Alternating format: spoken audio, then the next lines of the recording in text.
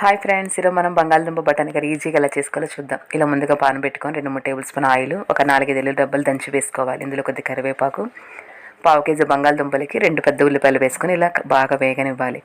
ఉల్లిపాయలు మనకి సగం వేగితే సరిపోతుంది. ఇలా కొద్ది ఉల్లిపాయలు వేగిన తర్వాత పావు కేజీ బంగాళదుంపలు ఇలా పొట్టు తీసుకొని కొద్దిగా పెద్ద సైజు కట్ చేసుకొని వేసేసుకోవాలి. ఇలా బంగాళదుంపలు మధ్యలో కలబెట్టుకుంటూ కొద్దిగా మగ్గిన తర్వాత ఇలా బఠానీలు వేసుకోవాలి. బఠానీలు మనకి ఇష్టమైతే క్వాంటిటీ ఎక్కువైనా వేసుకోవచ్చు. ఇలా బఠానీలు కూడా వేసి మూత పెట్టేసి ఒక 5 to 10 minutes అలా సన్న మంట మీద మగ్గనివ్వాలి. ఇలా మగ్గిన తర్వాత మొత్తం ఒకసారి కలబెట్టుకొని ముక్క ఉడికిందో లేదో చూసుకొని ఇప్పుడు ఇందులో రుచి తగ్గట్టు కారం, ఉప్పు, కొద్దిగా పసుపు వేసుకొని ఒక 5 minutes సేపు సన్న మంట మీద వేపుకుంటే ఎంతో టేస్టీగా ఉండే బంగాళదుంప వేపుడు రెడీ అయిపోయినట్టే.